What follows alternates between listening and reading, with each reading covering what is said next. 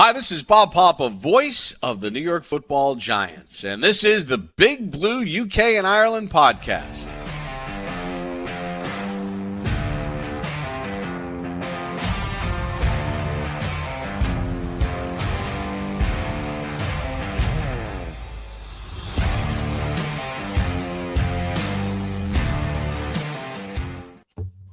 Welcome back, Giants fans, to the latest edition of the Big Blue UK and Ireland podcast. As always, in association with Andy's Man Club, lads.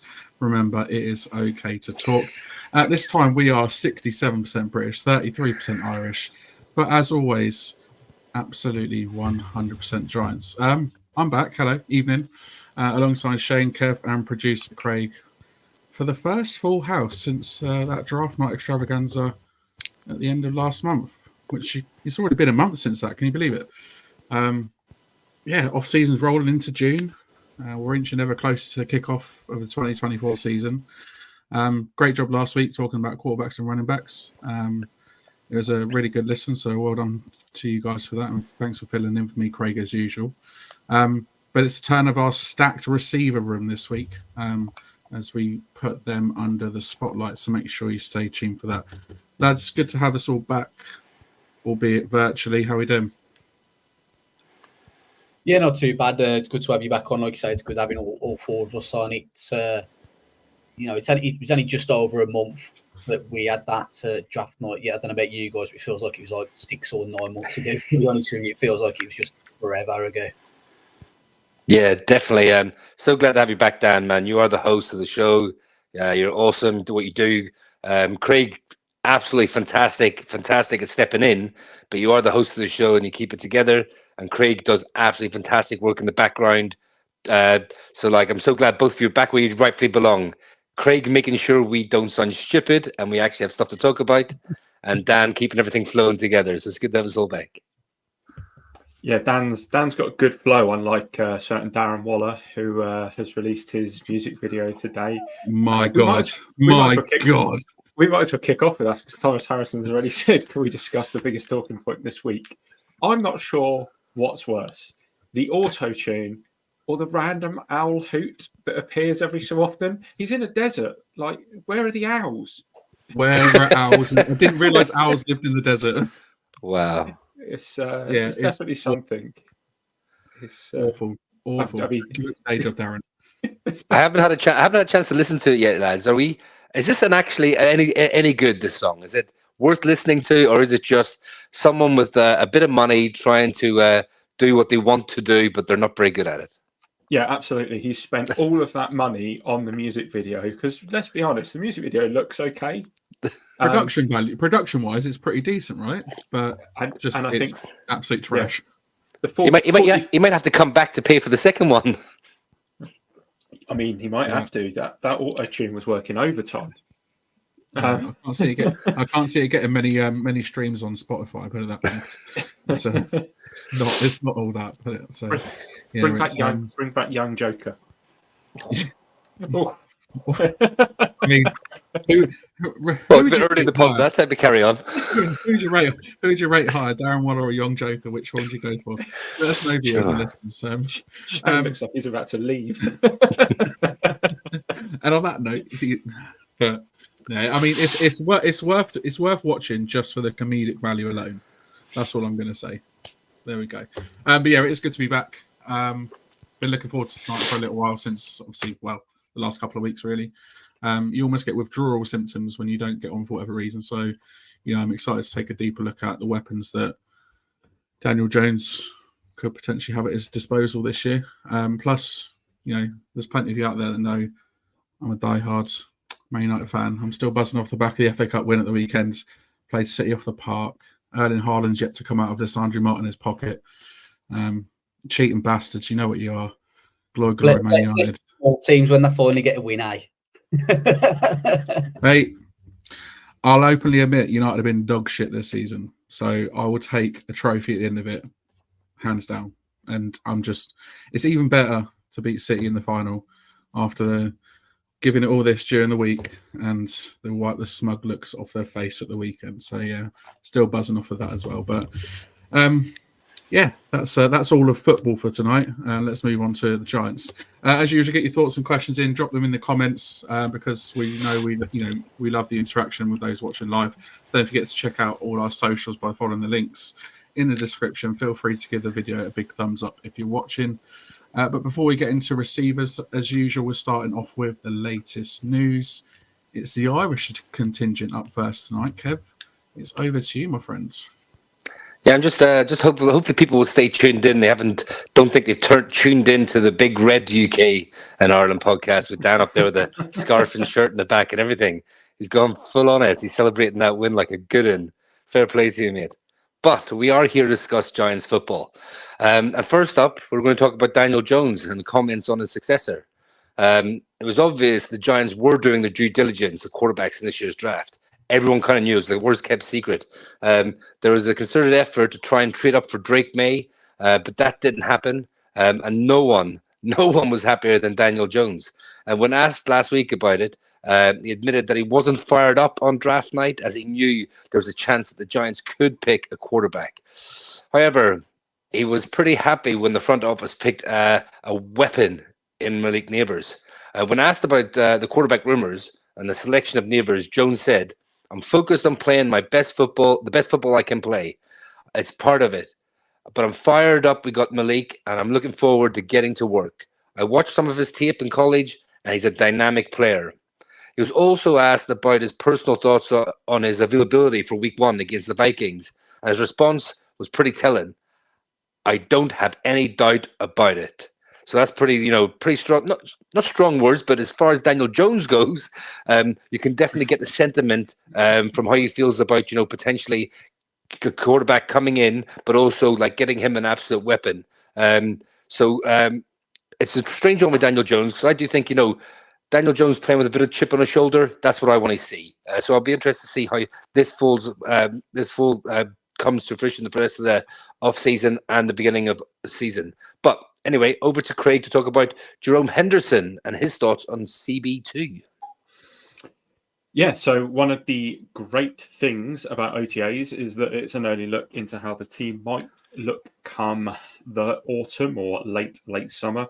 And normally that's down to tracking the lineups on the field. However, Jerome Henderson has kind of revealed his hand a little early by echoing Dable's confidence in Cordell Flott and kind of revealing that Cordell Flott right now, as it stands, is CB2 opposite Deontay Banks. Now, bear in mind, early in the off-season, a lot can change between now and then, and there are vets that can shake off the roster, once we get down to the cut days. Or we could get a camp surprise, another DB, probably more of a safety slot guy signed today, but we'll get into that in a bit. But for now, it looks like Flott's the front runner. One thing to note with Flott that I saw when I was kind of doing the research on this, and we'll cover him in a bit more depth in a few weeks when we get to the sort of cornerback state of play, but he's not even 23. He's not 23 till August, which actually means that he's going into his 3rd year and he's younger than the majority of the draft picks, not only that we made last year, but that we made this year as well. Now, Shane, what are your thoughts on Henderson's admission? Do you think it's smokescreen, or do you think this is genuine towards Flott? I think it's genuine. I think there is some kind of concerns there. Obviously, he's not really played much of the outside for us in the time that he's been drafted. And I don't know how much he's bulked up. I think he's bulked up a little bit, but probably nowhere near what you'd like to have seen him bulked up. I do kind of think that if an opportunity maybe arises either from players being cut or like leading up to the deadline, they might try and bring a vet in still. But I don't think it's a smokescreen, or I think it's pretty genuine from him. Dan, what are your thoughts on Flott moving out of the slot? I think it's kind of a little bit of both, really. Like, the coaches obviously rate Flott highly enough to, I think he's, they're confident in his ability as CB2. So part of me thinks it's genuine, but the other part of me thinks, we've still got 3 months until kickoff weekend. A lot can change in that time. I won't be surprised if things do change by the end of camp. but can I see Flott in the slot or out of the slot? I don't know. Like, I don't know if he's just his physicality. He does need to bulk up a bit more, and he's got a lot to prove. Kev, I think it was you who turned around in the group chat a couple of days ago and was saying that Flott's only like 2 pounds heavier or something than his draft weight. Is that right? Yeah, I mean, he came into the draft 2-3 years ago at 175, and he in his interview recently, he admitted that he's only up to 177. Now, I'm not sure if he can truly compete at that weight, because even a rookie coming in now, he is still young, but like at 177, like that's a bit of a red flag for a lot of personnel people and franchises. I mean, I think the move from the slot to the outside is good in this sense, because I do think, the slot cornerback needs to be a bit more physical, and you see that when bringing someone like Andrew Phillips, who is the epitome of a physical corner. So I think slot sort of playing a bit more off coverage or a little bit more off man coverage on the outside will benefit him. But I still think it'll be an open sort of like an open slot to try and fill in the off season. I mean, they want to have a look at McLeod as well, who's been sort of steady. That's sort of like, okay, let's try these players, but when that doesn't work, we'll put McLeod in, because you know what you're getting with McLeod. And also Hawkins. I like to see Hawkins a third. Trey Hawkins sort of make a bit of a push and see if he can sort of like develop a little bit more after a bit of a shaky start to his first season last year. And to touch on what Sheehan said as well about the veterans, I mean, there's a lot of veteran free agents who are still available, who would definitely, if you brought someone like that in, you would give Flott and Hawkins, who are both only 23, another year to sort of like learn and apply their trade. I think, like, with teams finishing OTAs in mid-June, coming up now, and then they're not back until the end of July. That's a good amount of time off. So I think a lot of veteran cornerbacks are waiting for the second wave. They're not going to sign with anyone now during these OTAs. They're going to wait until the big break period and then sign with someone after. I mean, there's still some good names out there like Xavier Howard, Stephon Gilmore, Steven Nelson, Akello Witherspoon, and even a Dory Jackson. Like, if we get into the offseason here and, no one really takes the bull by the horns, would you be overly upset if a Dory Jackson came back for 4, 5, 6 million for the year? It's just food for thought. I'm so out on Adoree Jackson. It's not even funny. I mean, it is an option though, isn't it? Really, like realistically, it is an option still. But for that much money, it's too much. Would you say so? Sorry. Depend. I mean, like, we might still need a punt returner as well. So it just makes two. Wow. It's just throwing bombs out there. 100%. Just throw him back there now. It doesn't matter. It's fine. If he gets injured, it is what it is. Whereas a year ago, we were saying, don't put him back there. Don't put him back there. But now we're like, let him return punts. Yeah. I mean, I'd love to see Flott win the job. Go out there, win the job, and show that because he flashed. He did flash. He had that fantastic pass breakup against the Vikings for us to go on and win that playoff game only a year ago. So he's definitely flashed ability. The weight is a little bit concerning. I mean, like, I know you don't want to put bad weight on, but if you're in an NFL strength and conditioning program for 2-3 years, surely you should be able to get on really good weight that doesn't affect your speed and agility. So I'm hoping it's an open competition, and I think Flott just has it tipped at the moment. But I'd be interested to see what they do come the off season. But yeah, because what is he? He's 6'1", 6'2", and he's 175, 180 pounds at that sort of height is, it's lean. A little bit of a push. Yeah, it's a little bit of a pushover, really, isn't it? But you never know. It might be, decent bulk. But I think he does need to put some weight on for sure. I think. All right, Shane, someone that seems very confident going into 2024. Yeah, Kayvon Thibodeaux, obviously he had a bit of a quietish rookie season, but kind of you could certainly say he had a bit of a breakout last year, finishing with the highest season sack since JPP back in 2014. And Thibodeaux's got another record in his sights now that was set back in 2001. I was 11 back then. I was just starting high school. Sorry to go off on a tangent. Not trying to make anyone. The rest of us fold. Yeah. Thanks for that. Thanks for making us feel old. Well, I'm sure someone will pipe in the comments that they were like at junior school or primary school. Or they were like 2 or something. Yeah, exactly. But, you know, when walking up to the media podium, he got his first words in stating, in case you're all wondering, I'm not going to try and do the accent. I'm going for the record, so don't ask. Every year I'm here, I'm going for Michael Strahan's record.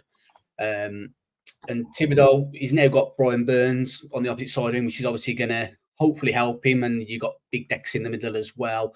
So hopefully Tibbs going to get a few one-on-one opportunities. And that's something that Strahan wasn't afforded back in 2001, as he had Kenny Holmes on the opposite side. Holmes would finish with 3.5 sacks to Strahan's 22.5 sacks. You open if Thibodeaux does beat Strahan's record that, you know, Burns is hopefully going to get a little bit more than 3.5 sacks, especially with the money paying him. But, you know, if there was a time to do it, kind of surely it's going to be now.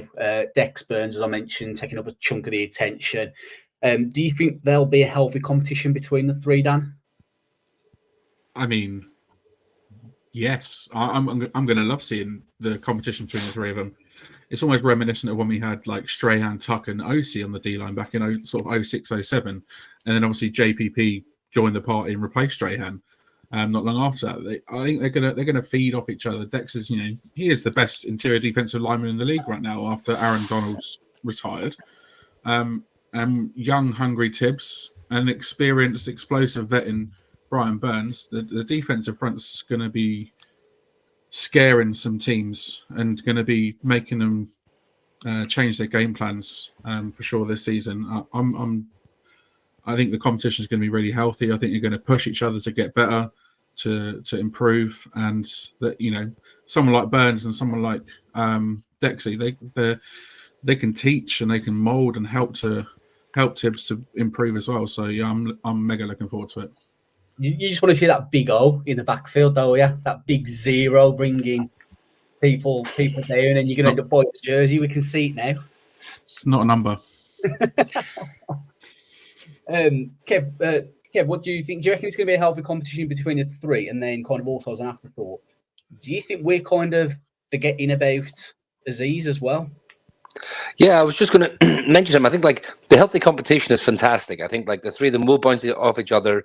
I think listening to Burns' press conferences this past couple of weeks, he definitely comes across with the right mentality. He seems like the right kind of guy, you know, the type of personality that Dable and Shin want in the locker room.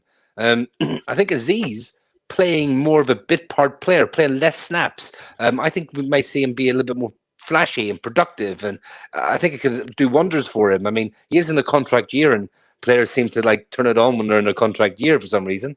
But I think they'll help each other out massively. I mean, and I want to see, speaking about Thibodeaux as well, I want to see my players in pass rushing types of positions, right? You know, those flashy sort of like go after the quarterbacks. I want to see the confidence. I want to see that confidence. I want them to be aiming for records. That, you know, I don't want someone to go out there and say, oh, I just want to go and do my job. No, I want a pass rusher to go after records and get after quarterbacks.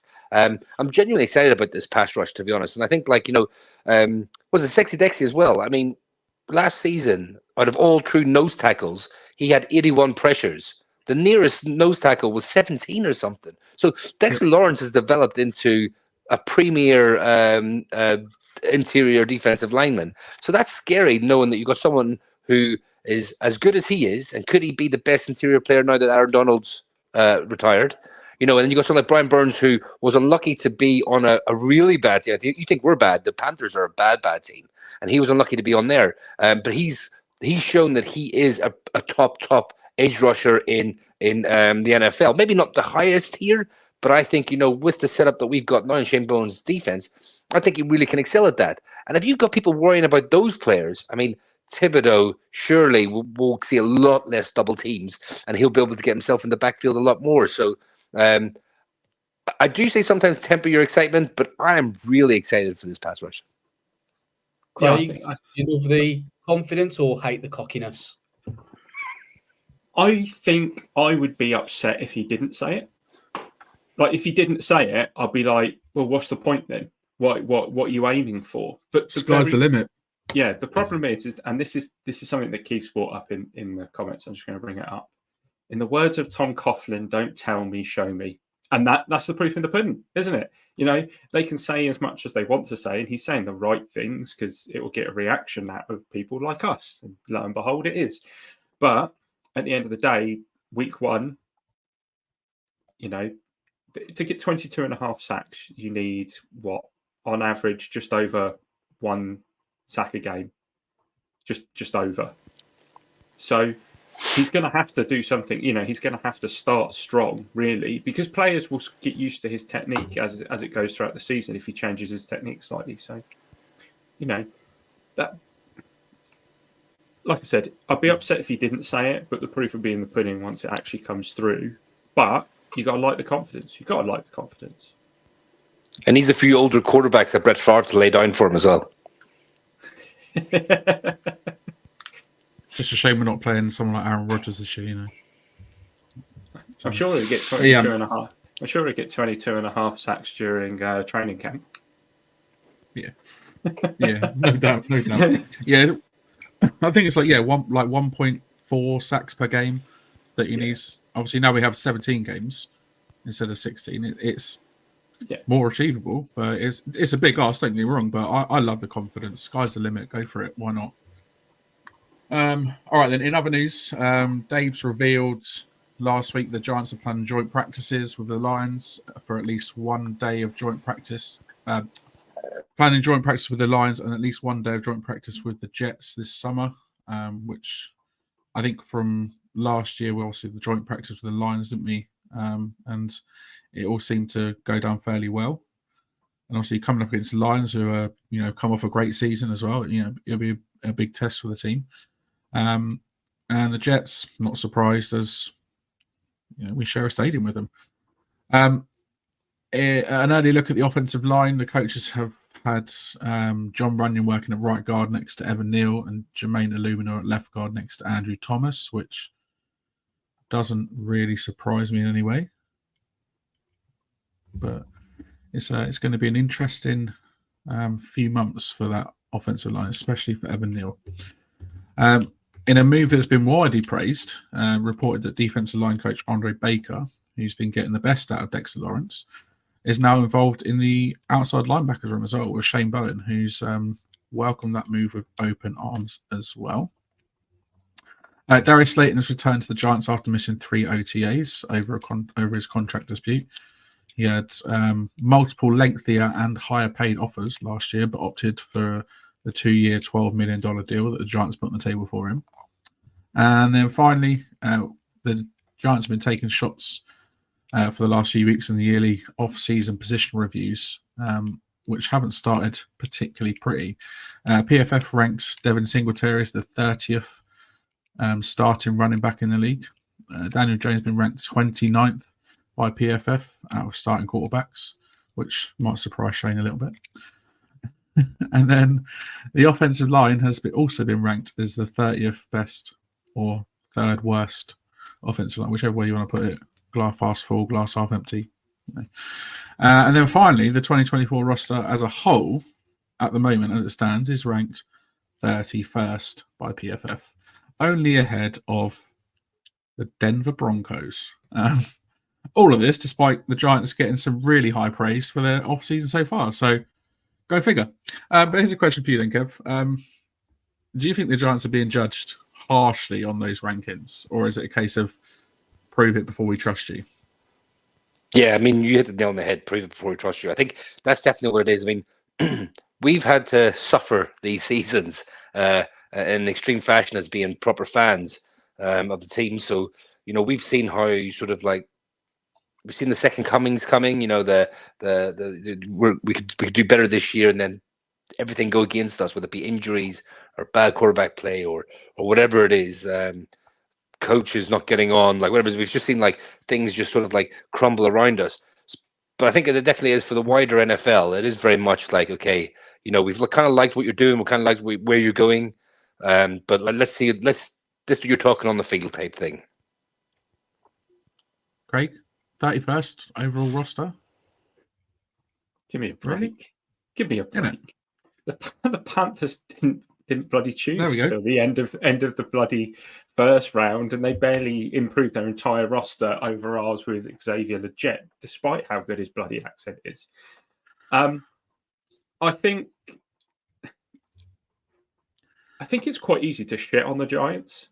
I do think we're quite easy to just be shat on because we're in such a big market. We're a big team.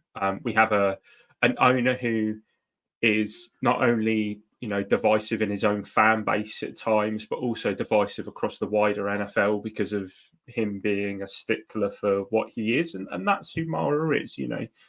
That's how he was brought up by his father. So you can't really go in on that. We do deserve to be in the lower portion.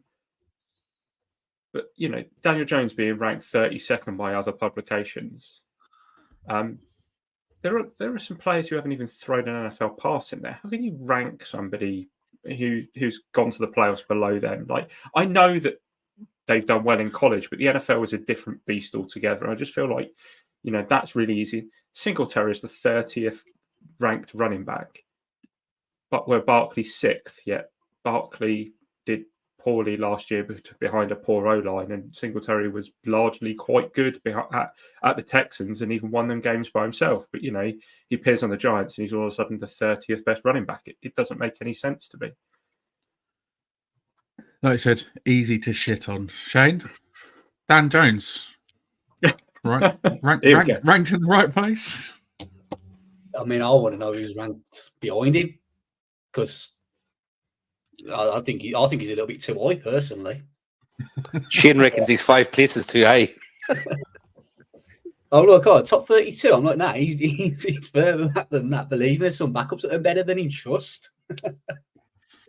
No, I mean, I feel like it's quite a fair and accurate representation, to be honest, because I feel like every year we've sat on this pod and gone, we had a good off season. We signed some great free agents. We've drafted really well. Yet over half our draft picks don't even get second contracts. So, like, I'm just fed up with the bullshit every year of going, we did this well, we did that well. Boom, losing season. Tank training October. Do you know what I mean? So, like, as far as I'm concerned now, I'm just like, yeah, you know what? We'll wait and see. We don't even know if this head coach, if this front office is going to be. Bang, and the dirt is gone. There you go. But yeah, we don't even know if this head coach and this front office is even going to be here in 12 months' time. So for me, it's kind of a case of the time for talking. He's done now. I want to see proof in the pudding. So I've got the rankings here. Oh God, just above him at 28 is Will Levis, and after him, I'm sorry. Will Levis. Yeah, I'd have Will Levis. How can you rank him higher than Daniel Jones? Come on, Daniel Jones. Jaden Daniels is next, and then after that is Jacoby Brisket and Drake May. Bollocks.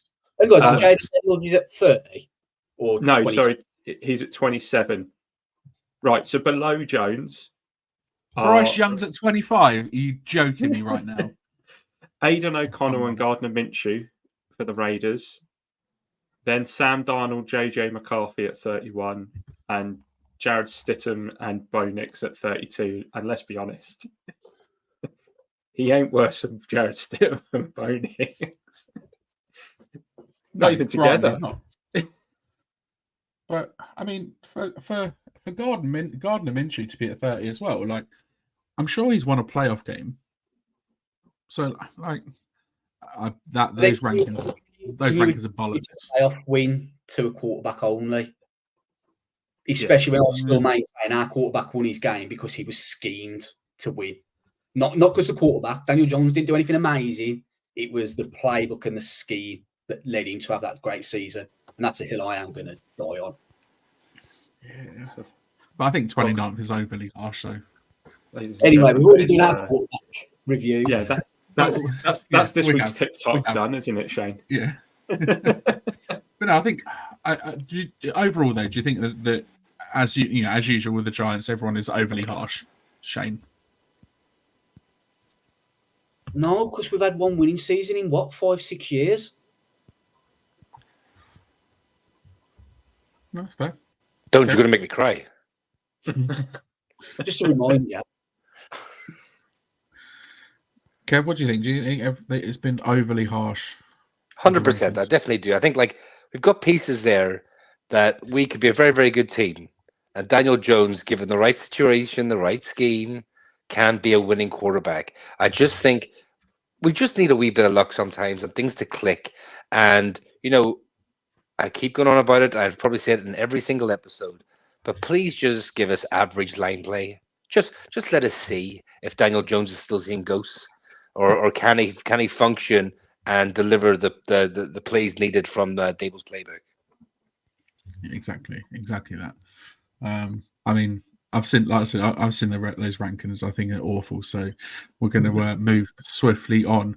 It is a sad day for us here on the Big Blue UK podcast. Producer Craig, some heartbreaking news broke this afternoon, along with some of today's OTA headlines as well. Yeah, we'll save the sad news for the end. So Dan mentioned that Slayton was back in OTAs last week, and today it came out that the Giants and his representatives agreed on some additional adjusted incentives as a little sweetener to bring him back to the fold. Slayton had previously had 1.5 million in incentives, and he now has 2.15 million. So he has a chance to earn an extra cool little 650k to go in his bank balance. Cameron Brasillo, our new offensive line coach, spoke for the first time during OTAs, and his message was pretty damn simple. The Giants value versatility on the line, which makes perfect sense with a lot of the signings that we've made across the offseason.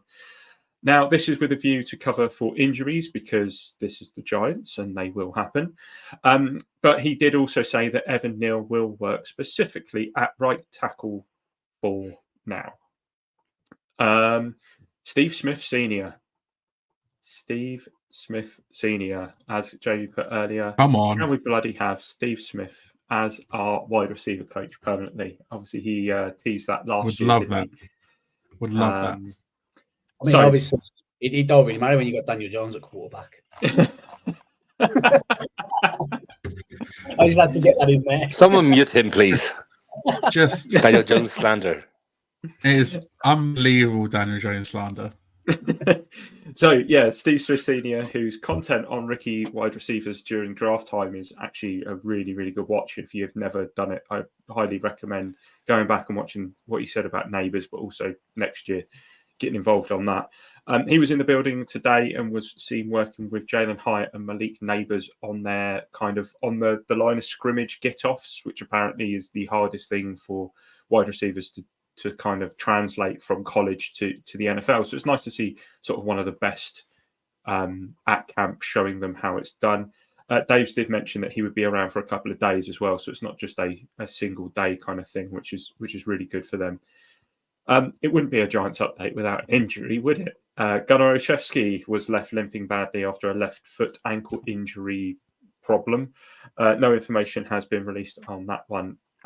And finally, the Giants have signed defensive back Elijah Riley, who has been with the Steelers the last 2 seasons. The 25-year-old has taken 460 defensive snaps and 316 special team snaps in his 4 years in the league, recording 62 total tackles, 2 QB hits, 5 tackles for loss, and 2 sacks.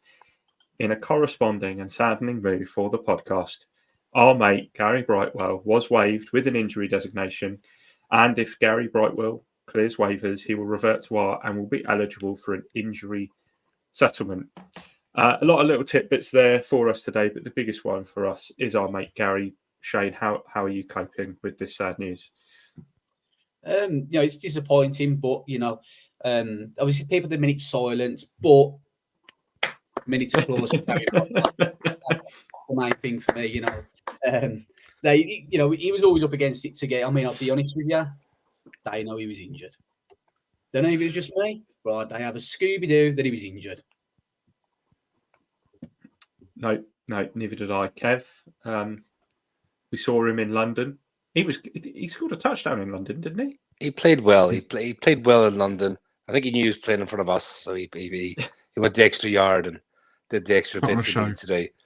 And for those unaware, he's our mate Gary because he's the first Giants player to interact with us on social media.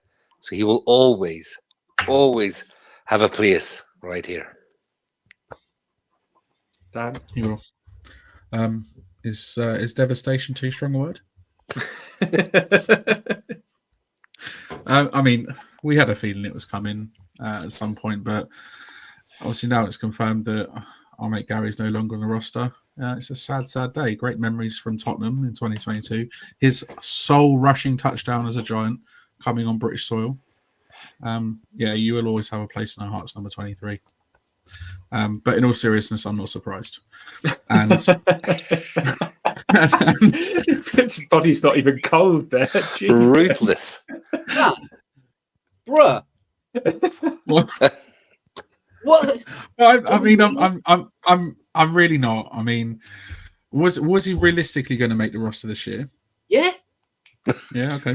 I I suppose listen to what you guys said last week. He's always found a way to make the roster. So you never know. He could have done, but I think Shane was the only one who said he was making the roster next year. I'm a believer. I'm a Brightwell believer. There you go. Can you share some of that Brightwell believing for Daniel Jones then? Absolutely not. Love it. But I mean, I didn't even know he was injured either. So you know, there's obviously something going on with him. You know, wherever he ends up next, whether it's on another roster, whether it's back with the Giants, whatever happens, all of us here wish our mate Gary Brightwell the best of luck for the future. And wouldn't it be great to get him on as a guest? There's one for you, producer Craig. But just quickly, just a few other tidbits about the offseason. I mean, like hearing that the defensive line and the edge group, outside linebackers, are working together is brilliant news. I think that's really, really good to make sure to get them boys on the same page, getting after the quarterback. I think it just makes sense.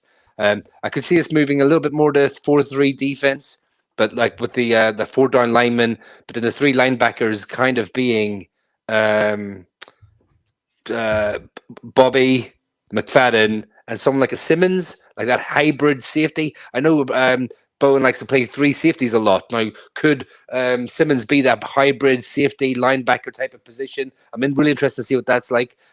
Priscillo, his comments about Neil are a little bit telling. You know, you would think he would cross-train at guard, because if he shows no improvement at tackle, you cannot go out week 1 and play him tackle. You can't. It's not fair on Daniel Jones. It's not fair on the rest of the offensive line, and it's not fair on us as fans. We brought Luminar in as backup, and I think, you know, cross-train Neil, because if he's not going to be a good tackle because he hasn't shown it yet, play him at guard. Give him a chance to learn reps at guard. So say he's exclusively at tackle is a little bit worrying. But one thing I did love that I read about Priscillo was that he has been pass blocking with the running backs. Now, I think that's such a small detail, but I think it's so good, because one of the knocks on Eric Gray for not getting on the field last year was the fact that his pass prediction wasn't up to where the standard it needed to be for the NFL. So I think, like, going through all the running backs with pass protection techniques from the offensive line coach, I think is just like so obvious that it's such a, like, why haven't this? Why is it news? Why hasn't it been done before? And also with Dable been calling plays, he admitted today in one of the press conferences that he's been calling plays in the 7-on-7s, 11-on-11s and stuff like. And like, I have no issue with this, right? Because Brian Dable, he is on a hot seat. I don't know how hot it is, but he is on a lukewarm seat then. So if he's going to go out, he's going to go out on his terms. He is by trade an offensive coordinator. He has brought his offensive scheme over, and I would love to see him go out there and call the plays and let Kafka do the more of the team management type stuff, head coachy type stuff, while he is calling plays. Because we all know that Kafka is going to move on and be a head coach. He's interviewed fantastically. He's got a really good football brain. And a lot of teams love him, project him in that position. So knowing that Dable is going to call plays, and I think, what was it? I heard that Dable actually called the plays for the Cardinals game last year. Now, I mean, it's obvious that, you know, that was by far Daniel Jones' best game all last season. Not that he played in many. I'm not saying that's a direct responsible for that, but I do think Dable, if he's going to go out, he wants to go out in his terms. He is going to call a plays, and I'm all for it. It's his scheme. Let him call a plays, and let see if he can actually get this offense scoring more than league average 21 points. Thanks, Anyway, that's my rant. Yeah, no, some nice little extra bits added in there. Thanks for that. Some good points you make there as well. Obviously, with Dabes, who knows whether he's going to be calling plays or not. All right, then moving on to the main event, it's receiver time with an astounding 14 wide receivers currently on the roster. We are breaking it down into 3 sections: roster locks, on the bubble, and practice squad depth or camp bodies, whatever you want to call them. We've got some extremely talented receivers on the roster. We just hope that they can live up to potential in 2024 with a certain Daniel Jones maybe under center. Let's start off with those locks then. Producer Craig, coming to you first. Our longest tenured wide receiver? Yeah. Darius Slayton, for the 4th time in 5 seasons, ended up leading the Giants in receiving yards, all while having to contend with the quarterback carousel. And this was never more evident late in the season, where he had 3 touchdowns in the last 3 games, including a 69-yarder against the Eagles in Week 16 and an 80-yarder against the Rams in Week 17.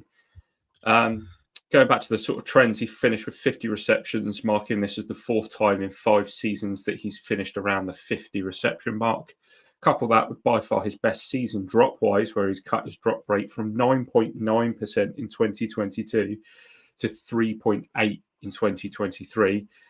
Last season he was kind of that bright light on an underwhelming offense. If we have a look at some of his stats from last year, 769 yards, which was the 40th ranked wide receiver, 4 touchdowns, tied 43rd, 15.4 yards per reception, tied 29th, 302 yards after the catch, which was 34th. I already said his long last year was 80 yards, which was tied for 4th, and 3 drops, which is quite a drop. But for the receiver who we all kind of said was his biggest weakness last offseason and something that he improved on massively. The expectation really for Slayton this year, despite all the issues that the Giants have had on the offensive side of the ball, one constant has been Slayton, who's steadily been improving year on year, becoming probably our most reliable wide receiver since he's been with us. The problem is he doesn't really have that flash that other teams have in their number one. It's kind of a bit more inconsistent. You can do those 80-yard sort of touchdown runs, but it's never as consistent as you really want from your number one. His contract dispute is obviously finished, but it probably wouldn't have affected his roster position anyway, unless he was going to be traded away. The biggest thing that Slayton probably will have to contend with this year, with someone like Nabers coming in, is that he could see less targets and less yards than he's had in previous seasons. But other than that, I think it is safe to say he is a lock. Shane, over to you for a second half breakout, I guess is the best way to describe him. Yeah, definitely. Excuse me. I've said it numerous times on this pod, and I'll say it again. This is a player who we drafted a couple of years ago, and I wasn't high on the pick. I thought it was an overreach at the time. And obviously he got injured in his rookie season, unfortunately, but he really bounced back last year and kind of, give us a glimpse as to what we could maybe expect from him this coming year if he's fully fit, and that's Wan'Dale Robinson. He was inactive for the first 2 weeks due to being in the late stages of recovery from a torn ACL that he'd suffered during the 2022 season, as I mentioned. But after that, he improved week on week, and by the end of the season, he was one of the Giants' most dynamic playmakers. He was the kind of player that you got the ball in his hands, it was like, okay, he's a proper yak guy. You can throw him the ball short and he's going to get them extra yards and that. And it was kind of exciting when he got the ball in his hands and he was targeted. His emergence towards the end of the season was highlighted by not only an increase in targets. He had 4.5 targets per game in weeks 3 to 10, as opposed to 6 targets per game in weeks 11 to 18. Brought on an increase in yards per reception of 7.29 yards to 9.87 yards in the same time frame. In regards to his 2023 stats, he had 525 yards, which tied for 64th in the league. He only had the 1 touchdown. And, kind of maybe that's the one area you'd like to see him improve this coming season. He, getting more touchdowns, more TDs on the games. He had 8.8 yards per reception, which tied him for 158. And he had 291 yards after catch, which tied him for 35th, which, just, kind of emphasises the point that I made about when he got the ball in his hands, he was a danger in that yak area. His longest catch was for 33 yards, which tied him for 120th in the league. And he had the 3 drops, which would have tied him for 58th in the league. So we're kind of hoping that he can continue that upward trajectory that he showed towards the end of the season. And he shows his dynamicnism. Is that the right word? Dynamicnism? We don't use words like this in the Black Country. I'm going to bullshit you. Dynamism? Dynamism. It's just dynamic. Dynamic. It's dynamic, yeah. Dynamic, you know what I mean? He's sick, isn't he? That's it. That's what it means. Love it. That could have been for the young guns. He's a good receiver. Yeah, he's a Boston receiver, some would say.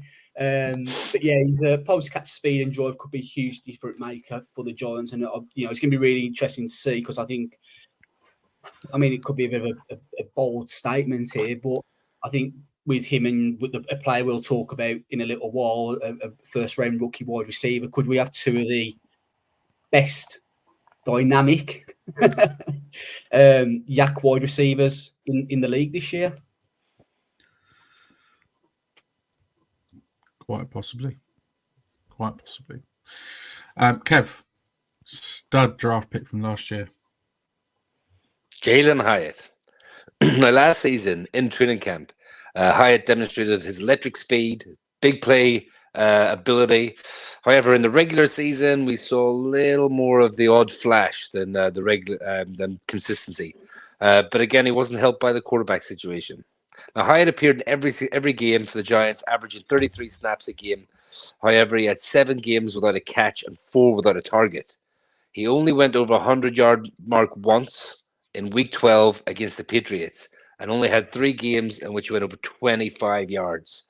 His receiving yards last year was 373. He didn't have any touchdowns. His yards per reception was 16.2. His yards after the catch, 53. His longest reception was 58 yards, and he had 4 drops.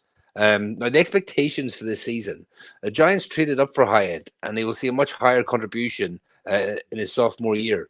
Hyatt commented at the season closer that his focus this offseason was to get better and stronger. And he'll likely be able to find more time to do that without distraction of the combine and the draft, which is a big thing as well. Like people training, the rookies are training for these draft, and I want to see him have a full offseason, learn better route tree, get more accustomed to the playbook. So the question is, so out of the 3 players, whose production do you think will be hit the hardest by the arrival of the 6th overall pick, Malik Nabers? Dan, I'll go with you first. Oh, good question. So I think they're all going to suffer because Nabers is probably going to be targeted more. Obviously, he's going to be that number 1 receiver. So I think they're all going to potentially drop in terms of targets. But which one out of the 3 do I think will be hit hardest? Maybe Slayton. Maybe. Probably Slayton. I think Hyatt and Wan'Dale obviously offer that explosive speed, as does Nabers. So I think maybe on some plays where they're looking for speed and to get past, get sort of deep, they might sort of look away from Slayton. I don't know. Craig, do you think anyone will be receptions and yards will go down, or do you think Malik Nabers will just help make this offense more dynamic, and the quarterback will just pass for more yards, and everyone will eat? I do think they will suffer. As much as Nabers is going to be probably double teamed or schemed against, I think if you look at where most of his kind of plays came from last year, it was kind of more in the slot than it was out wide. So Slayton's probably, despite seeing less targets, is probably okay. Now, you got to think about someone like Wan'Dale, who gets a lot of his targets on the underneath routes and then, shuffles through, picking up yards after catch, making those little plays there.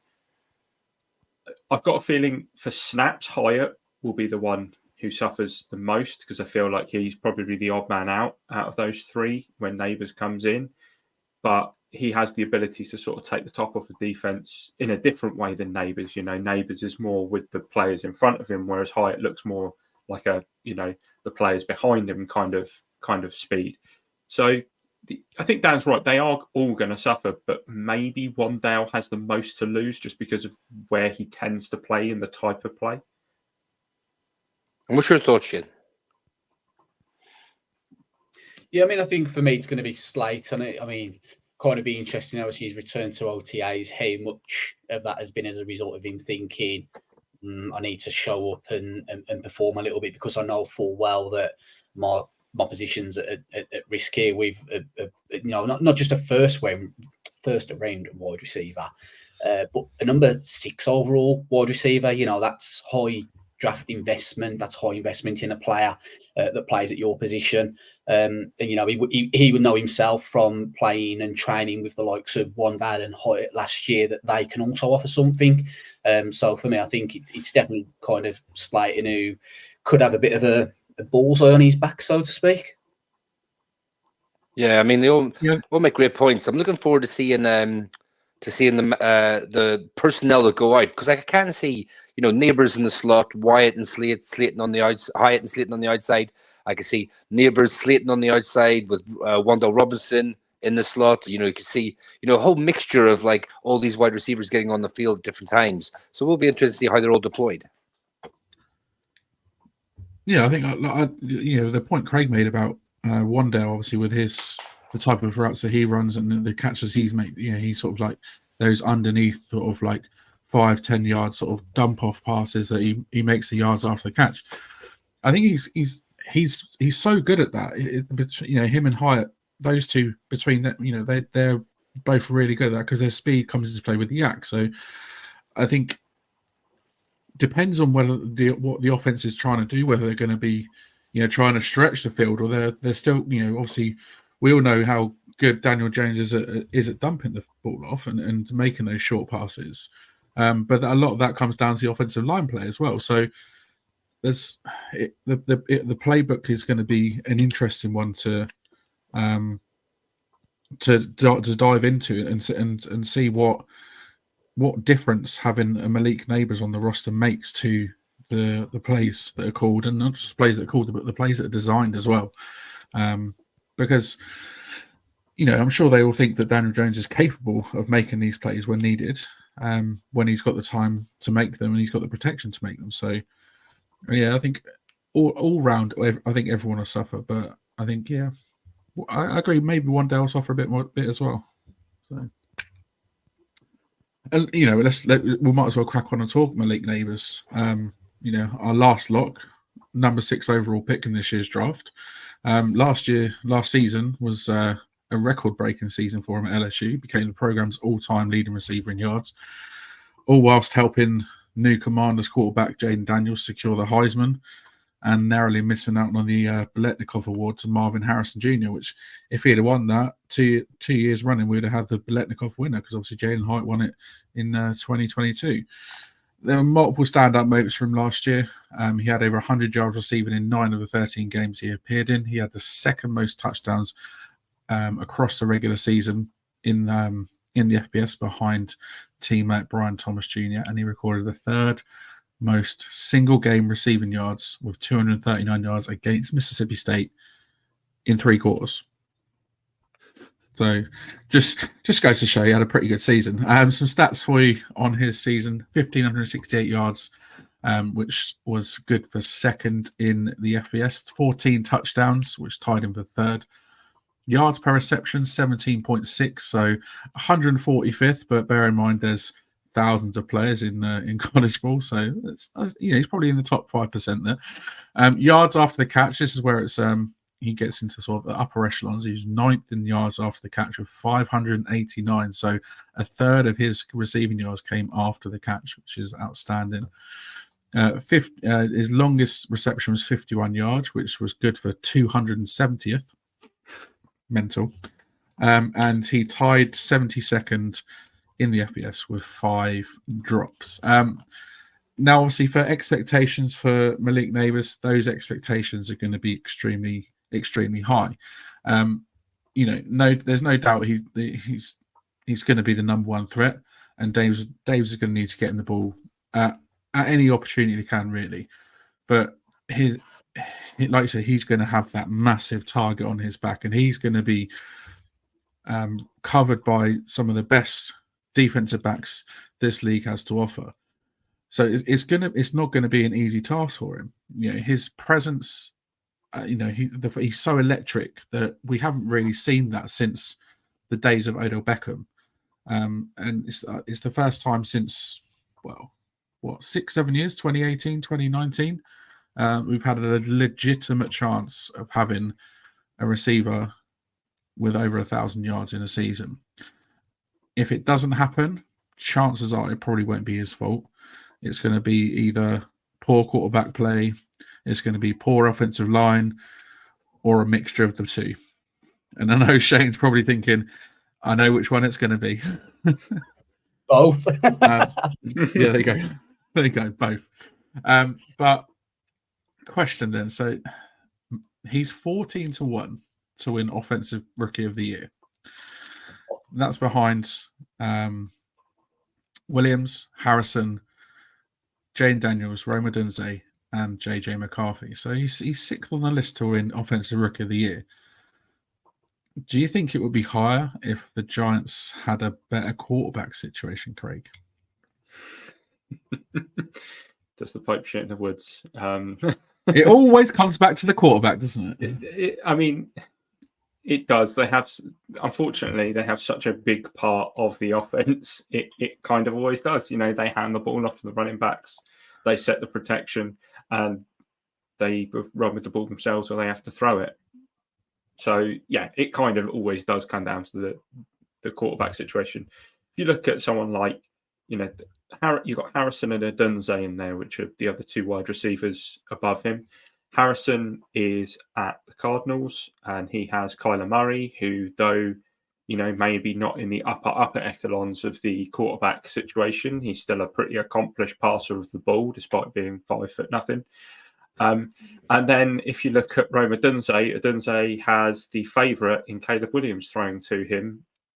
So they're both going to be coming in as rookies, probably build up a bit of rapport, which it looks like they've already done. So chances are they've both got a better situation than what Nabers does have at the Giants. And it does always feel like Nabers is going to be the one who has to kind of grab this by the scruff of the neck and make it his own if he's going to even come close to it. Shane?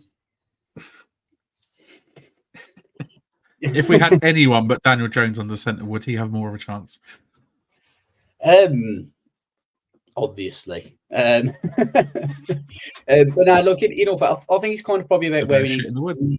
He's going to be behind the quarterback. He's going to be behind JJ. Even though JJ McCarthy is a shit quarterback, he's going to be throwing to Justin Jefferson. So, I might as well just spit it all out. I might as well just go in for QB hate at this point, to be honest with you. But I'll be honest. Like, I'm going to slightly disagree with Craig. I'm surprised he's behind Odunze, just for the simple fact I think there's a lot of competition for reps there and catches and yards.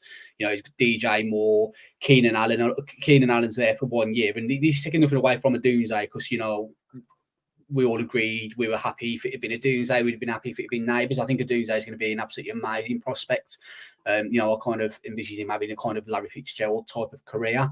But I just think I would have had him just in front. I'd have Nabers just in front of Odunze for Offensive Rookie of the Year, just because I think when you throw in DJ Moore, Keenan Allen, even Cole Kmet, that's a lot of people to kind of have a share of the pie, so to speak. Whereas I think Nabers is coming to New York where, he's got a bit of a shit quarterback throwing to him, but he's got no real competition for them targets and yards in the wide receiver room realistically. Okay.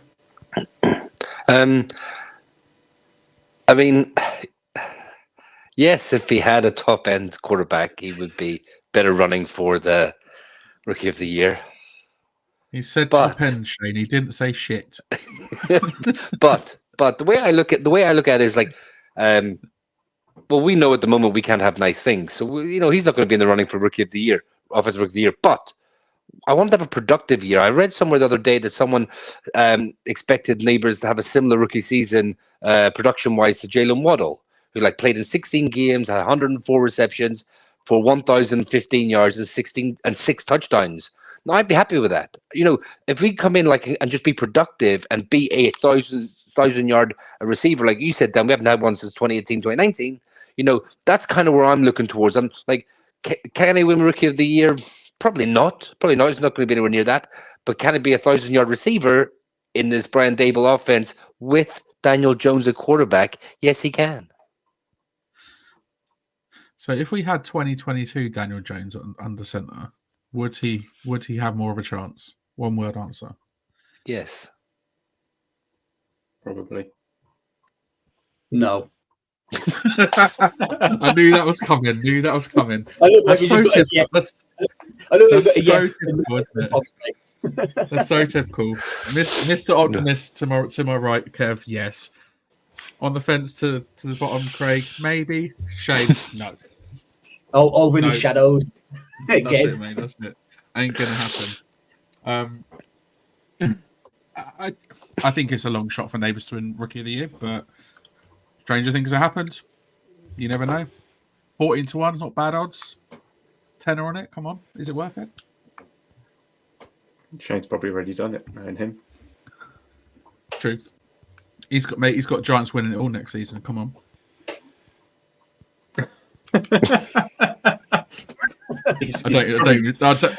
I don't think even he'd be that stupid. That was the look of somebody who's bet the under. Yeah, probably. What is it? 6.5? Yeah. 6.5. Right. Going back to projections like we did last year. The Giants, who's ready for some shocking previous wide receiver rooms? 2020. Go on. Shepard, Golden Tate, Darius Slayton, Ratley, he didn't exist, and Board. I'm sorry, who? Ratley? 2021, Golladay. So is that his surname, or was his name Rat Lee? No, Ratley. No idea. 2021, Golladay, Shepard, Slayton, Tony, Board, Johnson. 2022, Golladay, Wan'Dale, Tony, Shepard, Sills, Richie James, Darius Slayton.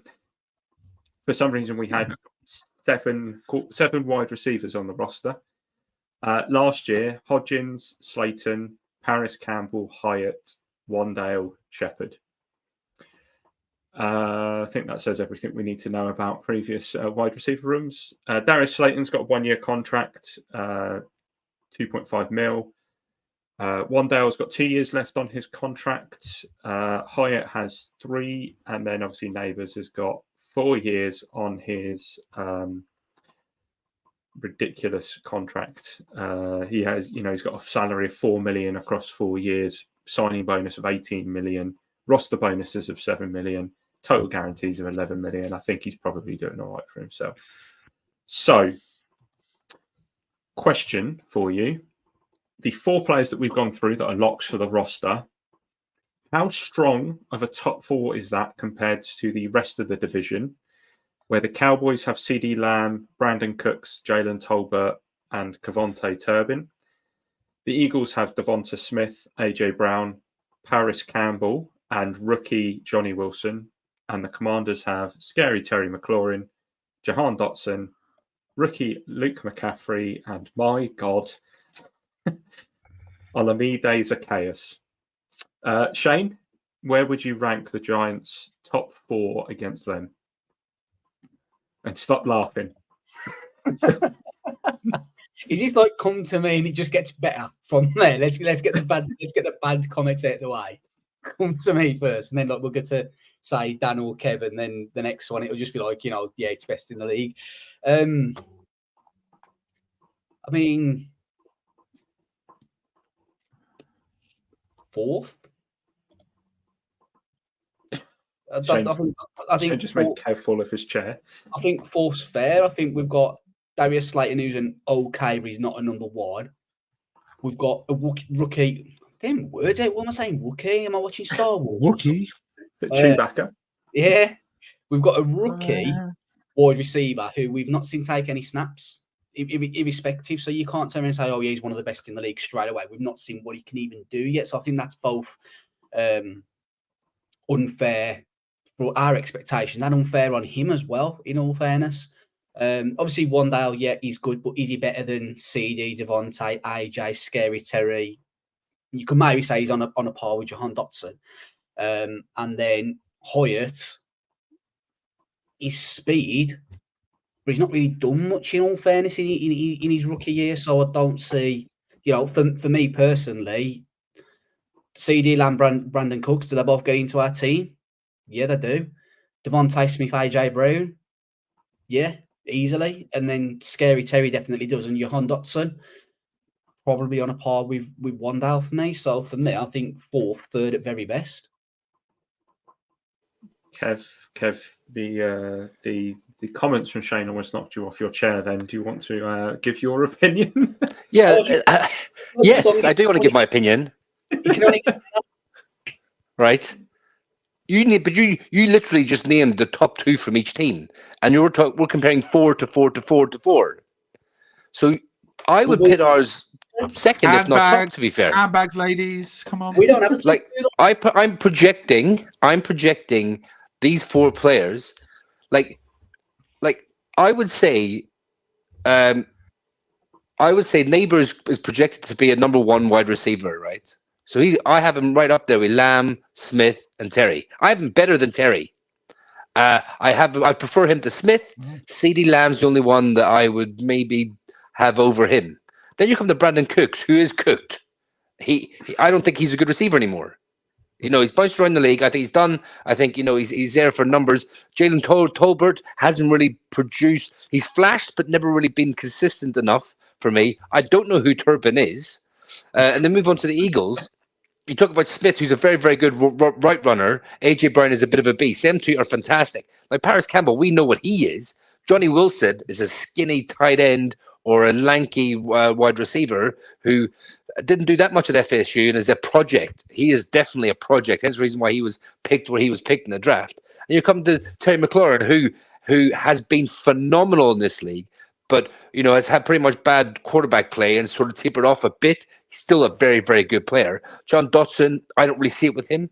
He is a number two. I wouldn't see him as a number one. Luke McCaffrey could be good in this league. He's a nuanced right runner, but again, he's a rookie who was picked late in the draft, and I've never heard of Zach is. So you tell me matching 4 for 4. I mean, yes, other teams might have the 1-star power, but I mean, I think Slayton isn't the number one. You're 100% right. But I want to see what he is like in an offense where he is a proper 2.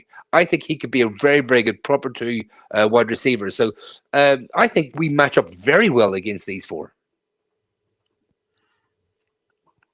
Danny, you're going to take the Craig route of sitting on the fence? I mean, firstly, let's address the whole Paris Campbell situation. Obviously, now being on the Eagles squad. You just know he's going to ball out in Philly. He's going to score in both games against the Giants this season if he's healthy and makes the roster. That is.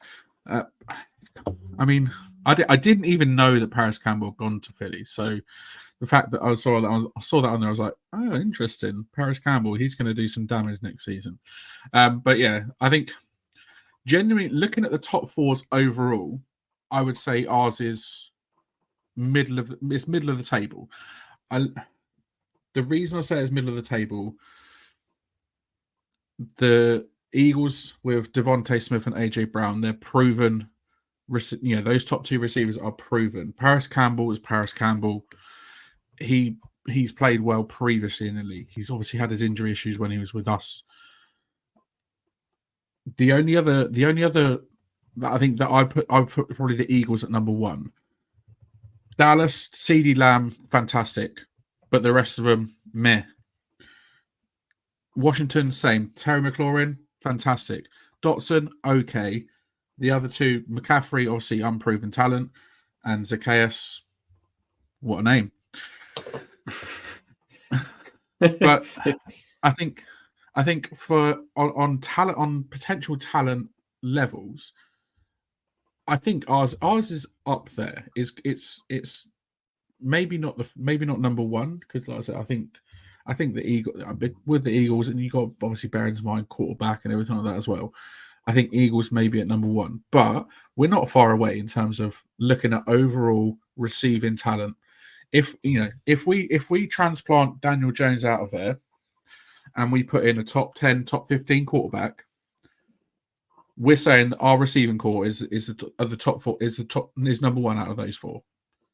The only reason I think we're saying it's maybe not is because obviously Nabers is a rookie. He's unproven, but he's going to be a top 15, top 20 receiver in this league.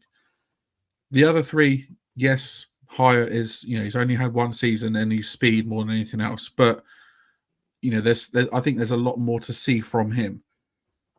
Slayton is Slayton. He does what he does. He's been Mr. sort of fairly consistent over the last 5 years. And then you've got Wan'Dale, who I thought last season shone. I think he was a shining light on the offense last year. Those four receivers as a group is, for me, extremely exciting. And I think we can give any one of those out of the three groups a run for their money. So I'll even go out on a limb and say we've got the strongest top four as a whole, as a group, as a receiving core in the division. And that's not just with me and my Giants hat on.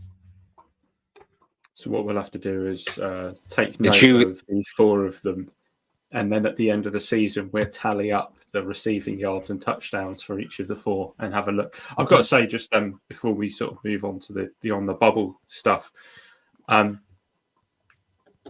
think the hardest part of ranking this is the fact that our number one receiver we've never seen on a football field, and I think that's exactly the biggest problem. And that's what Shane said, kind of thing. Is CeeDee Lamb has had 4 seasons in the league. He's unbelievable. Devonta Smith's in his second contract, I believe, and Terry McLaurin is again unbelievable. Is he over 5 seasons in the league? So, they've all played a considerable amount of time in the league, and they've also posted numbers in this league, so they're proven commodities. That's where I think if you then have to go and compare those to Slayton, it's very difficult to do so, and Slayton is easily a fourth there. He just is. If you compare them to Nabers, you're projecting, and obviously that's what Kev said he did do. But I get Shane's point on how difficult it is to kind of say, we are 3, 4, 3, 2, 1, because it's largely an unknown commodity. Probably the youngest out of all four, for sure. Definitely the youngest group of receivers. So. Yeah, because you think we've got 3 out of those 4 receivers still in their rookie contracts. Yeah. And just on Olamide Zacchaeus, I googled him. He's a 6th-year pro. He was with Philadelphia last season. 10 catches, 164 yards, 2 touchdowns. There we go. Was with Atlanta for 4 years before that. Who knew? All right, moving further down the depth chart then, Craig, crack on. Let's go. Who's on the bubble first? God, hold on 2 seconds. Come on. Right. Bit of a down year for Hodgins. Isaiah Hodgins in after his end of 2022. Slayton, Robertson and Hyatt were all ahead of him in the depth chart, and even when he was in the game, his targets dropped down from 50 to 32, and that's despite him playing 7 more games. He managed 32. I think it's fair to say that Hodgins could maybe feel slightly aggrieved about his drop-off, though, as he didn't have a single drop in 2023. And he had a passer rating of 114.5 when targeted. So, he still was that reliable pair of hands.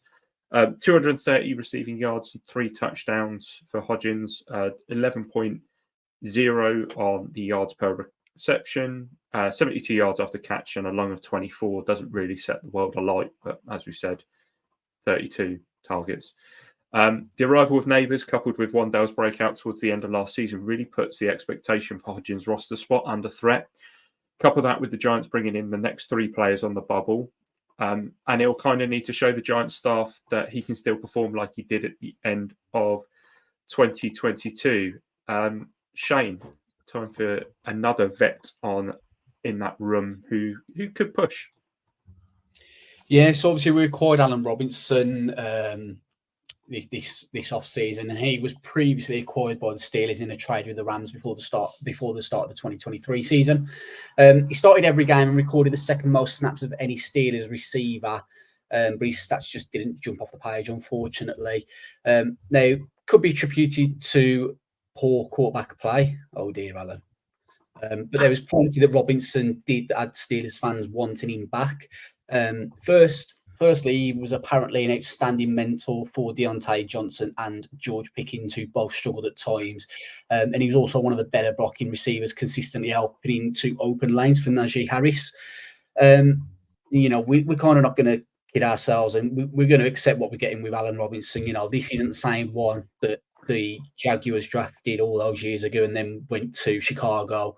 But he does bring that experience to our receiver room that, we've kind of lost with Sterling Shepard no longer being on the team. It could be invaluable, especially for the likes of Hyatt and Nabers, who could not only benefit from his on-field, but also his off-field advice as well. Now, obviously, Hodgins and Robinson are likely battling out for the same roster spot, and the loser will likely be released. Is the familiarity or the experience going to win this battle, Kev? I think it really comes down to how they perform in preseason, how they show off in OTAs and preseason games. Although in saying that, I do think Hodgins is definitely the current front runner. He's been here the longest. He knows the offense in and out. He's been with Dable and Sheehan at the Bills and now the Giants. They're both good possession receivers.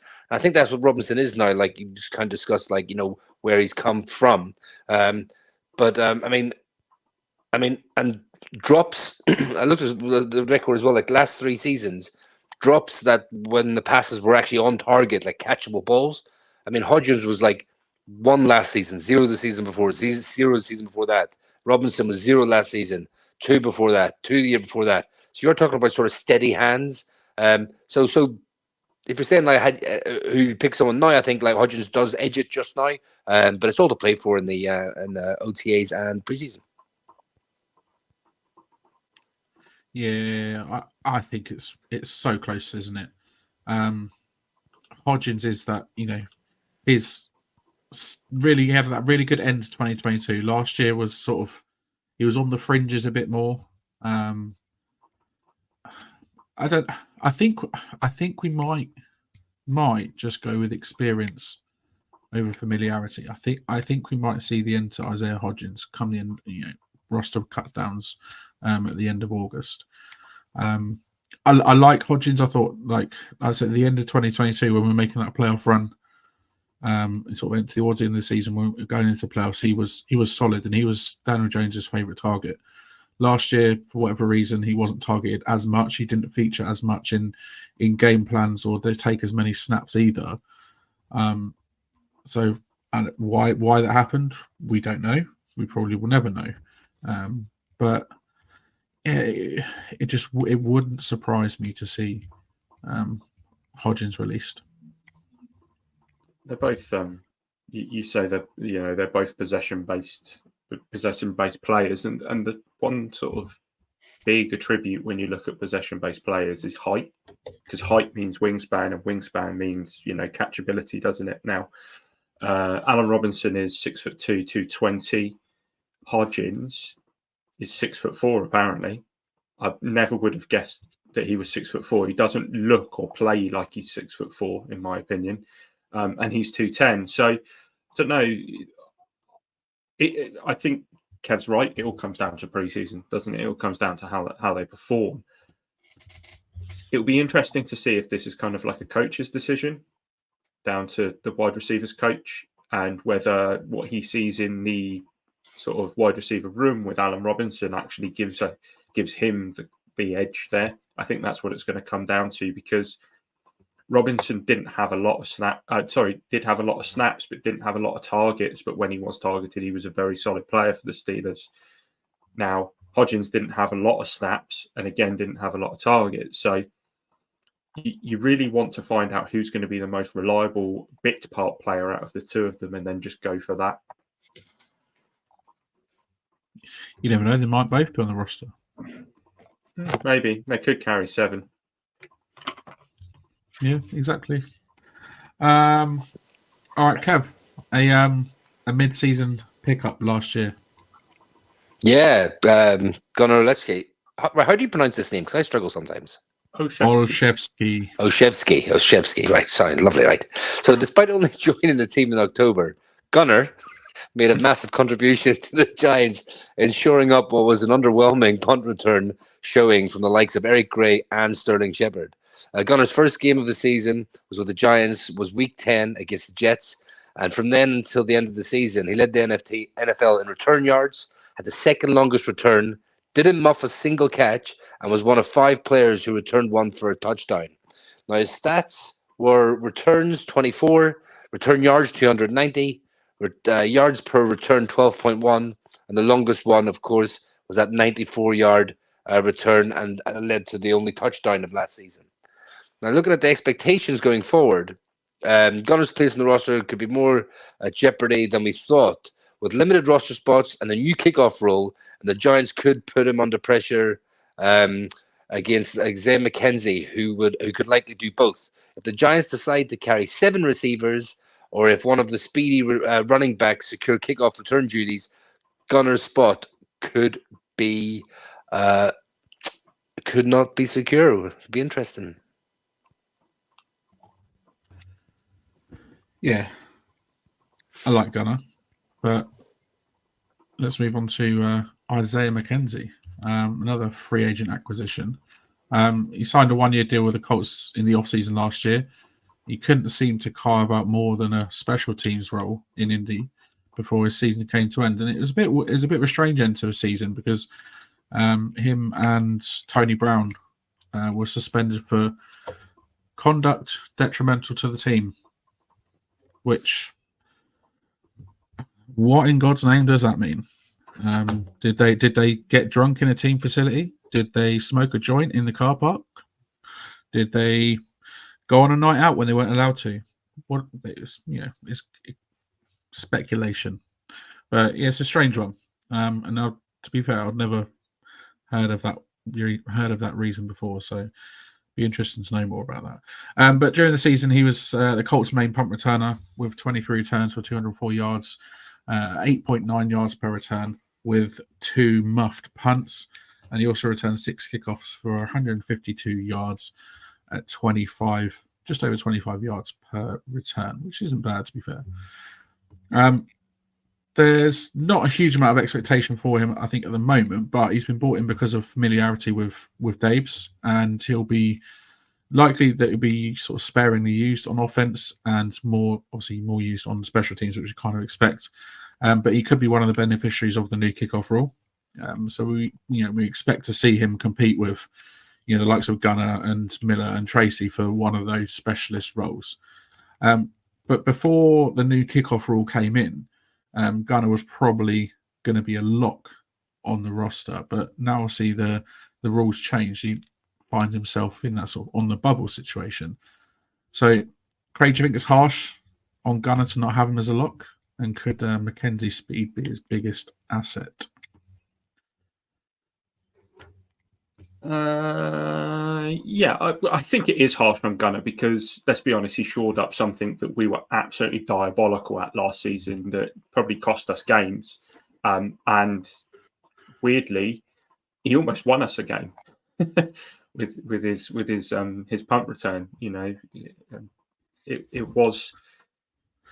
It definitely shored that up, and I think that that never was more apparent than in those first few weeks against the Jets and against the Patriots, where you were never ever scared that something bad could happen, that we were gonna. And this is going to sound really harsh, but I'd much rather have collateral catching punts than I will first team players who were going to contribute. Because let's be honest, Gunner didn't contribute as a wide receiver. He may have lined up as a wide receiver during OTAs and is here on the wide receiver chart, but he didn't contribute. And so for that reason, he unfortunately does kind of count as collateral. So it's not the end of the world if he doesn't make it, but he kind of does deserve it. And you're right, McKenzie's speed will be an asset. But I think his biggest asset is the fact that he can do both, and that he can do kickoffs and he can do punt returns. Shane, do you reckon who as it stands right now, who would you rather go with, Gunner or McKenzie? Because there's clearly sort of going to be a very tight race between the two. Do you think we go with someone who's known on the Giants, or do you think we go with McKenzie? I think personally, I'd rather go for Gunner. I'd rather go for the known commodity, so to speak. Obviously, I know McKenzie's got. I believe he's with Dable in Buffalo, but I just think that you kind of know what you're getting with Gunner. I think a term to use in football is you've earned the shirt, you keep the shirt until you do something wrong, in my opinion. And that's how I kind of see it with Gunner, and that's why I'd rather he be the man in charge of returns. Kev, who would you rather have? It's a tricky one because, like, Gunner came in, like Craig said rightly, he showed up something that we all were worried about the whole season. It just didn't look right. No one could own that job, and he came in and showed it up, and fair play to him. But like looking at my depth chart that I keep on the old spreadsheets, because Kev loves a spreadsheet. I have McKenzie as my second string, 2 deep slot receiver behind Wan'Dale. Wan'Dale Robinson. Sorry, Wan'Dale Robinson. Yeah, so I have him there. So it will be sort of interesting between the two positions.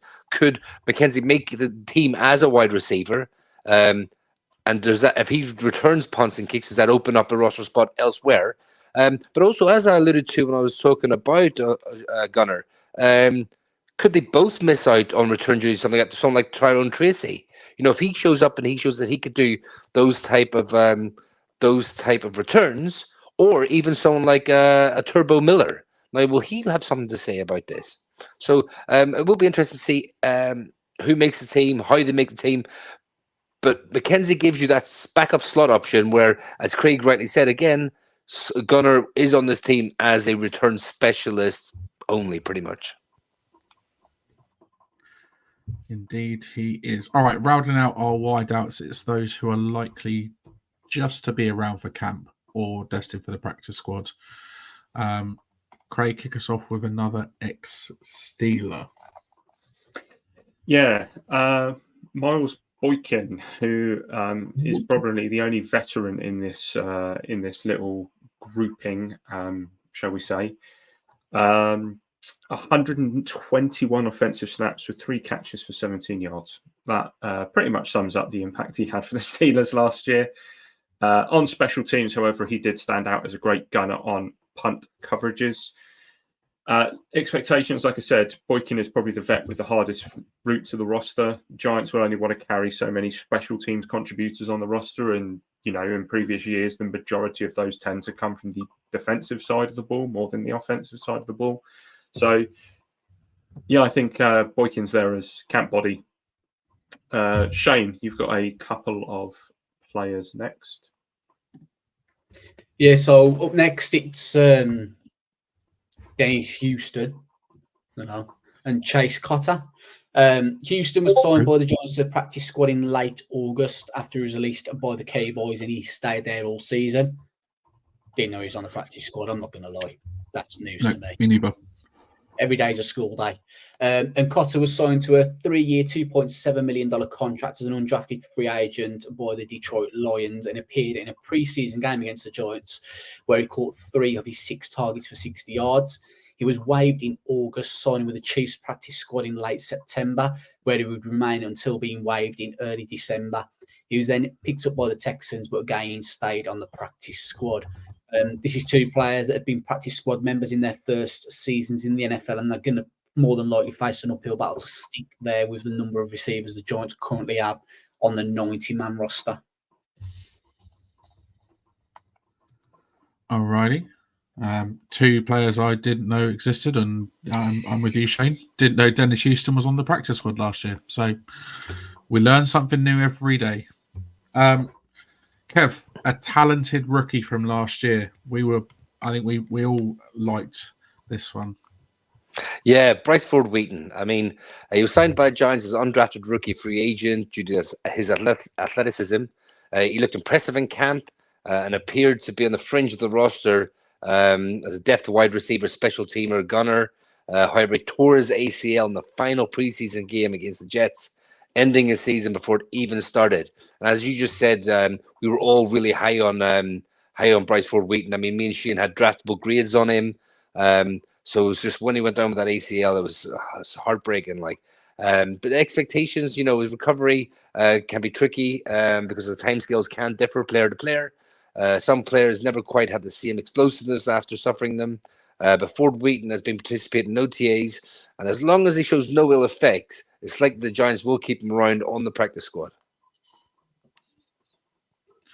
Nice. Bryce Ford-Wheaton, I'm high on him. I think he looked pretty good last off season. He looked good on special teams, so I'm looking forward to seeing him during training camp.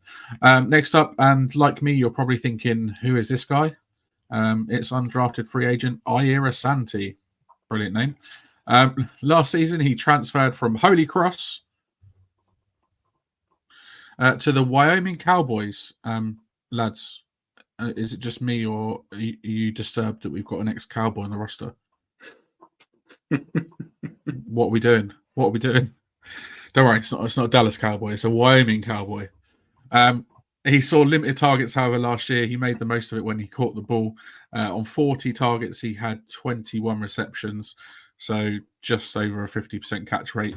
But he had 372 yards at 16.9 yards per reception, which isn't bad.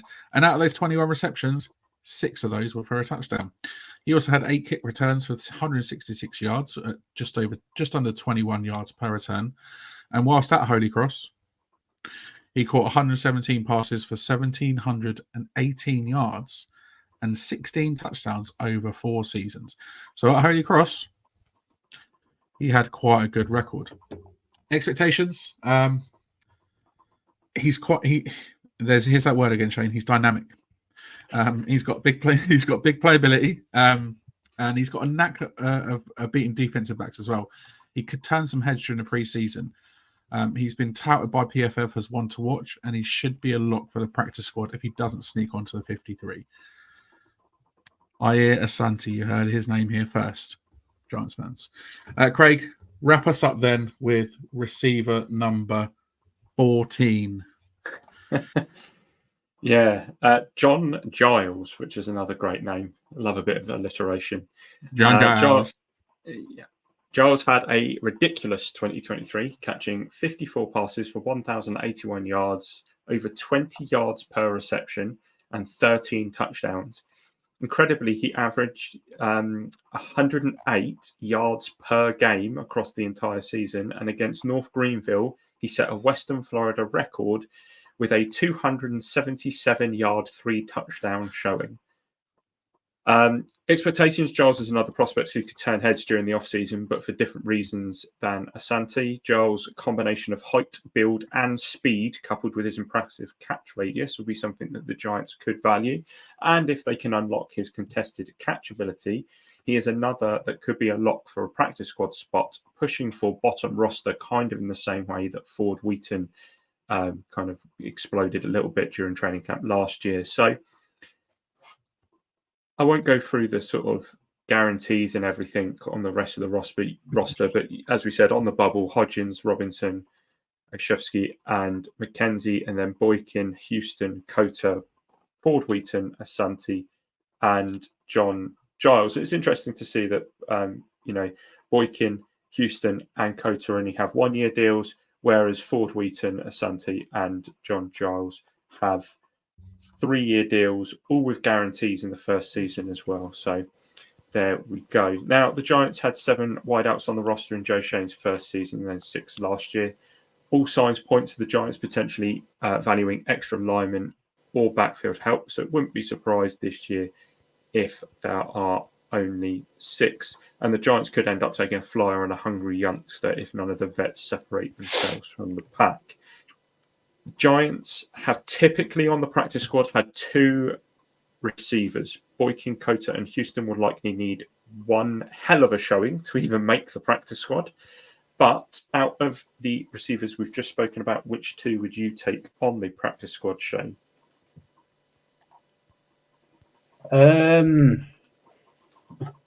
So look, I want to say someone like Bryce Ford-Wheaton, but I do have that concern of him maybe getting picked off if he was to get to the practice squad. Like Kev says, me and him were both quite high on him, had draftable grades, and it was a real shame that he got his ACL tear last year. I think I'll probably, just for the sake of the argument, I will go with Bryce Ford-Wheaton if you know that he's going to stay there. And I'm going to go for John Jiles.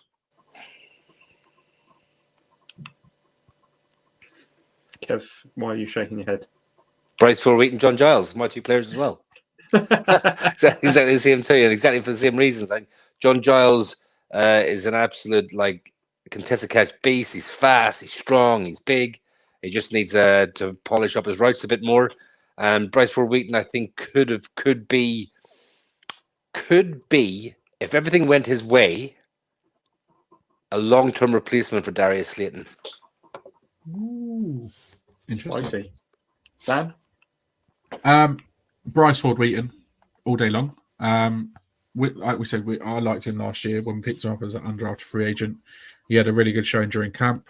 He was fighting for a spot on the 53-man roster as well, on special teams.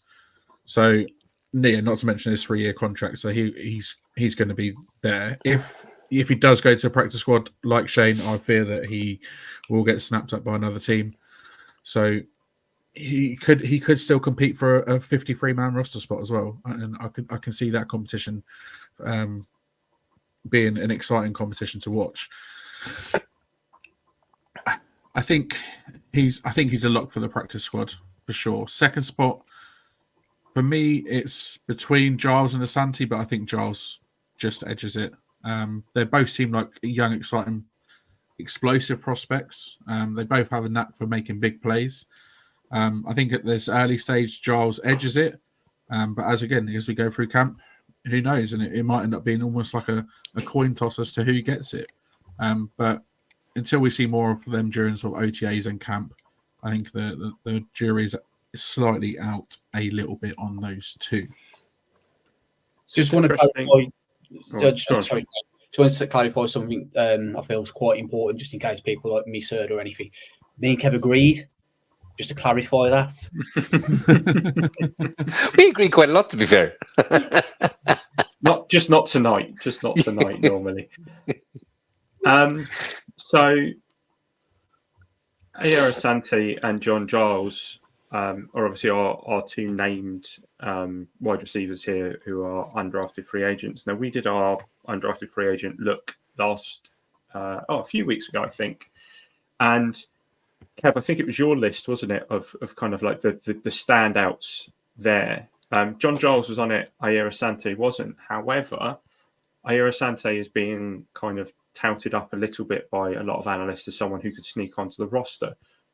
Why is it, do you think, that he's getting the nod over Jiles? I think he's a more polished right runner. He's definitely he's more in the mold of a Wan'Dale Robinson slot receiver, so that's shiftier player, whereas John Jiles is more that outside position type receiver. And if you look at the wide receivers we've got, who fit that mold now, obviously you've got your Hodgins, your Miles Boykins, your Allen Robinsons, your David Houstons. Like, you've got those type of players already on the roster, and you haven't got that many of the really good sort of shifty inside guys. You know, like I said, you have Wan'Dale Robinson and McKenzie, and then that's probably about it. So it's probably like the path to the 53-man roster is there's less in his way, so to speak. Shane, I don't know how much you kind of looked at Jiles and Asante after we drafted them. What are your thoughts on Asante's prospects? Yeah, I mean, look, I'll be honest with you. Asante was a consideration for me. You know, I wouldn't be like pissed off if he made the practice squad, and maybe even if he was elevated, he's definitely a player that I'm kind of looking forward to seeing in pre-season. I think, you know, when you get to pre-season, these are the kind of players that you want to keep an eye out for. It's irrespective of what the starters do in pre-season. In all fairness, you know, it's the guys that are on the bubble that are basically trying to earn a living. Essentially, you know, it's going to be the difference between having a career in the NFL, but whether it's just for a few months or a few years, against, you know, to quote one current Giant player, flipping burgers. You know, it's the difference between them two at the end of the day. So, you know, Asante is a player I'm really looking forward to kind of watching in pre-season. You know, I hope he has a showing, and I hope he gives Dable and Kafka tough decisions to make. What is it they say? NFL stands for not for long. Exactly. True that. Very true. Yeah, I think whatever happens, we've got some exciting, explosive receivers on the roster at the moment, and it's all to play for those roster spots for sure. Obviously, the top four, they're locked in there, but there's 2, potentially 3 spots there that are going to be fought for tooth and nail, no doubt. So, got lots to look forward to during the summer, during training camp and pre-season. There you go, 14 receivers down. That's your lot for tonight. That is your lot for tonight. That's all we've got time for. Lost my train of thought. No more. Yeah, we're giving you no more. You've got an hour and 40 minutes out of us. You've had 14 receivers. I don't think you need anything else. The last of DJ's targets will be coming up next time. But yeah, that's us done for this season. It is that time of year though, where we've decided to take a little bit of a summer vacation. So we will be back. And I'm sorry to say, Giants fans, you may be disappointed in this, but we will be back in 3 weeks' time on June the 19th to go back over all the news we've missed, which no doubt there's going to be loads. I mean, I'm sure there will be plenty, but you know, there's going to be a lot to dig our teeth into. Plus, it'll also be time to talk tight ends. And obviously, with the Darren Waller situation, you know, with him releasing his new track today, you know, will the situation be resolved by then? No, of course it won't be resolved by then. It will just drag on and on and on. So, you know, we've got all that to talk about in 3 weeks' time. So, looking forward to chatting tight ends then. Lads, do we have anything else to add before we go? No, just, you know, it was good chatting today. Obviously, it's always great talking about things like this. You know, we all get different opinions and etc. You know, like I say, you got the dark side, the bright side, and but just one quick thing I will just kind of add, just away from what we've discussed today. I'm just going to jump on graphics for a second, which I'm hoping Craig won't mind. There is still a few spaces left in our Dynasty League sleeper that we're going to be running this year. So obviously, no podcast for the next 3 weeks. Football chat is kind of going to dry up over the next couple of months, realistically, just training camp and all that. So, you know, the plan is we will start drafting in June at some point, hopefully. And hopefully this will keep you engaged a little bit in generic football chatter rather than anything else. So there is only a couple of spaces left. So once again, if you've not registered your interest, do let us know. It is going to be paid entry. And it is only going to be open for UK residents for the simple fact that we are hoping to have we'll come up with another name, but a Lombardi of some description for the winner to keep for the year. And that's one of the reasons why it's a paid entry, because it's going to, some of the money, the winner will get some of the money, but some of the money will also go to being able to create a unique Big Blue UK and Ireland Lombardi trophy. So if you're not in the league and you're interested, drop us a DM on Twitter, please. Yeah, very good. I might even give it a go this year. Go on, Kev. I can't promise. No, but yeah, it's really great to be on all 4 of us again. You know, I love these chats. I mean, you're going to have some difference of opinions. You're going to have some similar opinions. You're going to have some rubbish takes. You're going to have some really good takes. But one thing's always the same. Like, we love the Giants, man. We want to see our team win and do well and go in the right direction. Wide receiver, surprisingly, is quite deep. I mean, no, we haven't got like a load of number one wide receivers. But I think, there is a real competition for roster spots in this wide receiver group. So preseason games will be like very interesting to see. And so I'm actually looking forward to seeing how they ball out. So we'll be good.